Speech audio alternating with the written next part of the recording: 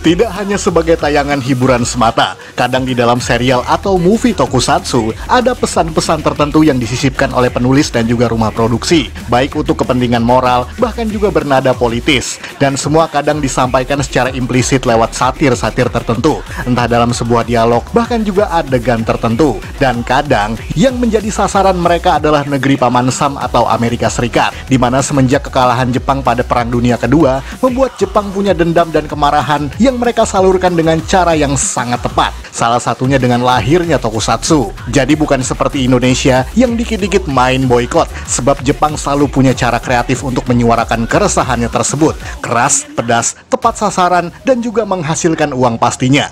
Dan itulah yang harus kita tiru sebagai generasi muda. Dan kita bisa melihat hasil dari kesuksesan Jepang hari ini. Salah satunya lewat tokusatsu yang akan kita bahas pada episode kali ini. Dan karena akan ada detail poin dalam tiap segmen kali ini, maka diperingatkan bahwa video ini tentu saja mengandung banyak spoiler. Kalau begitu langsung saja kita simak 5 tokusatsu yang menyindir Amerika versi Tokufax Indonesia.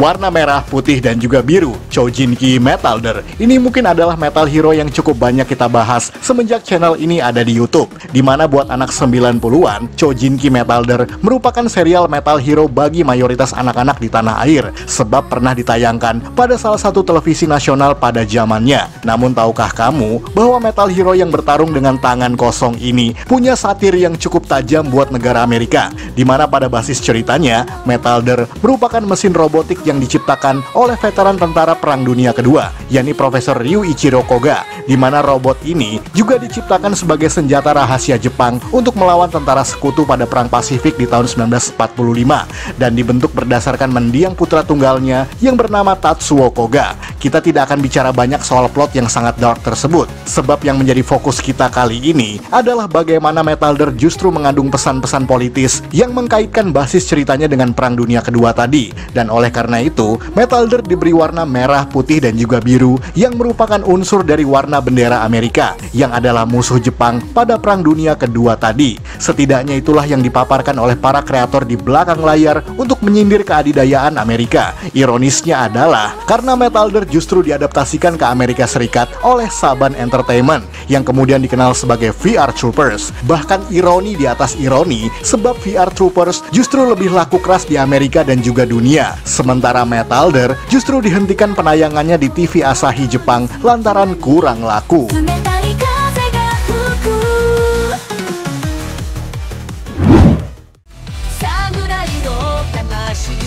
Kasta murid SMA, Kamen Rider Fourze. Ini juga merupakan favorit anak-anak pada zamannya, di mana Kamen Rider bertema astronot ini mengandung banyak sekali satir-satir yang jarang disadari oleh penonton. Dan kita akan mulai pada episode pertama, di mana kamu bisa melihat bahwa Gentaro Kisaragi tengah memasuki area kantin di sekolahnya, namun duduk di kursi yang tidak seharusnya, sebab kursi tempat ia duduk merupakan tempat bagi anak-anak populer di sekolah tersebut. Dan di situ pun diperlihatkan bahwa ada banyak sekali kelompok komunal yang membagi kasta para siswa dan siswi, yakni geek atau sebutan untuk anak-anak kutu buku dan juga cupu. Kemudian ada cheerleaders untuk siswi-siswi cantik di sekolahnya, dan juga para atlet American football, serta masih banyak penggolongan lainnya. Dan jika kamu perhatikan, kebudayaan semacam itu nyaris jarang terjadi pada sekolah-sekolah di Jepang pada umumnya, sebab referensi yang Toei Company ambil justru berasal dari kebudayaan sekolah yang ada di negara Amerika Serikat. Bahkan lengkap dengan pembulian, kisah siswa yang depresi tidak mau sekolah lagi, dan juga cerita tentang luar angkasa yang seolah mengambil unsur NASA di dalamnya. Dan sekali lagi, itu benar-benar menyindir Amerika banget. Bahkan kamu bisa melihat beberapa aktor dan juga aktris blasteran bule di dalamnya, seperti tokoh Shun Daimonji, Erin Suda, dan juga Jinomoto, serta lain-lain sebagainya. Bahkan penyanyi opening serial ini adalah Ana Suchiya yang juga merupakan blasteran kulit putih. Tidak hanya itu, sutradara utama di serial ini adalah Koichi Sakamoto yang juga sudah malang melintang di Power Rangers sejak 90-an. Kemungkinan besar, ide tersebut bisa didapat dari Sakamoto dengan pengalamannya yang sangat panjang di Amerika Serikat tersebut.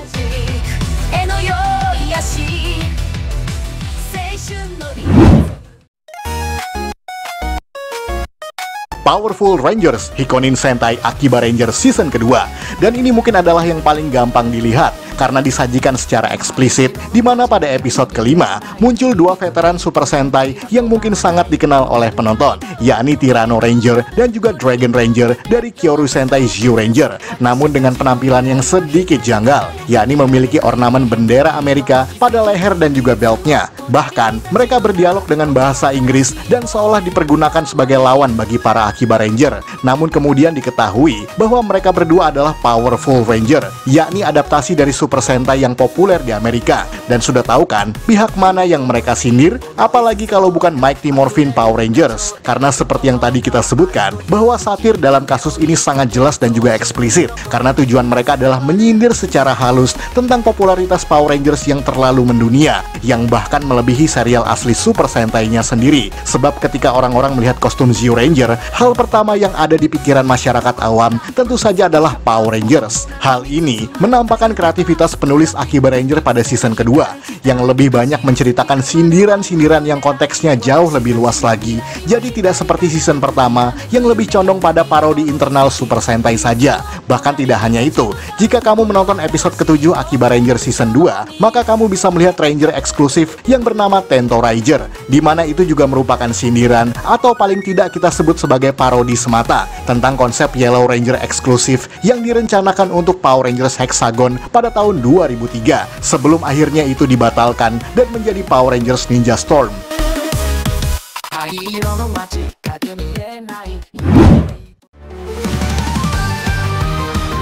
Godzilla vs Zilla, Godzilla Final Wars. Mungkin saat ini kita sudah dimanjakan dengan film-film Godzilla versi Amerika yang diproduksi oleh Legendary Pictures. Namun buat yang belum tahu bahwa adaptasi Godzilla menjadi film Hollywood sebenarnya merupakan ide lama yang pernah dilakukan oleh rumah produksi bernama TriStar pada tahun 1998. Namun alih-alih mendapat kritikan positif dari para penonton, fans garis keras Godzilla justru mencaci maki film tersebut, mulai dari penampilan fisik Godzilla yang tidak mirip dengan versi Jepang, kemudian ukurannya yang jauh lebih kecil dan juga lemah, serta tidak memiliki kemampuan menyemburkan nafas nuklir dari mulutnya. Semprot.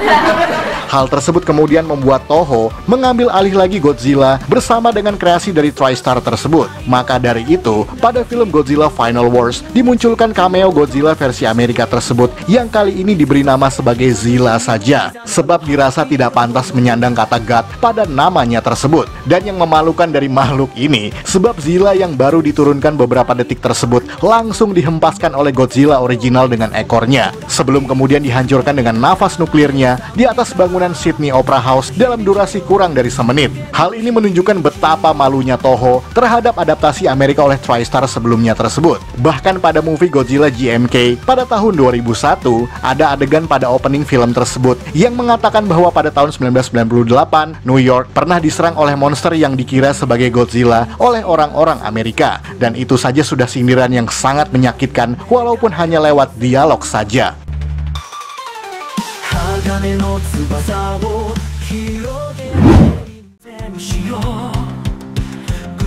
Seluruh konsep film Godzilla, dan bicara soal Godzilla, sebenarnya sejak awal ide untuk menghadirkan King of the Monster ini merupakan satir bagi Amerika Serikat. Dan kamu pasti tahu alasannya bukan? Dimana selain sebagai tandingan bagi King Kong yang merupakan film monster asal negeri Paman Sam, Godzilla juga mengandung pesan-pesan politis dan juga pelajaran moral bagi penontonnya, yakni menyindir penggunaan bom nuklir yang pernah dijatuhkan oleh tentara sekutu di Hiroshima dan juga Nagasaki pada tahun 1945, yang tidak hanya menyebabkan Jepang kalah dalam Perang Dunia Kedua, melainkan juga meluluhlantahkan ekonomi, korban jiwa yang meninggal secara tragis, dan juga trauma mendalam bagi penduduk negeri Sakura. Maka kurang dari 1 dekade setelahnya, dibuatlah film Godzilla pertama yang menceritakan seekor makhluk purbakala yang terbangkit akibat uji coba senjata nuklir pada perairan Jepang. Dan ingat, film ini dibuat oleh orang-orang yang menjadi saksi betapa horornya bom nuklir di Hiroshima dan Nagasaki. Maka penyajian ceritanya benar-benar dibuat seperti sebuah film tragedi. Jadi Godzilla merupakan sindiran keras terhadap dunia barat, khususnya Amerika Serikat, di mana monster ini merupakan perwujudan mengerikan dari radiasi nuklir, walaupun hanya lewat sebuah kisah fiksi yang dilebih-lebihkan. Namun alhasil, Godzilla laku keras di pasaran dunia dan menjadi pembuka bagi sebuah genre baru yang disebut sebagai tokusatsu. Maka tanpa adanya nuklir, mungkin tokusatsu tidak akan pernah ada di Jepang. Akan tetapi yang menjadi ironi bahwa Godzilla juga sangat laku di pasaran Amerika pada saat itu, seolah mengabaikan fakta bahwa film ini sebenarnya dibuat untuk menyindir mereka. Jadi pada akhirnya Amerika dan Jepang bisa berdamai, salah satunya karena film Godzilla ini.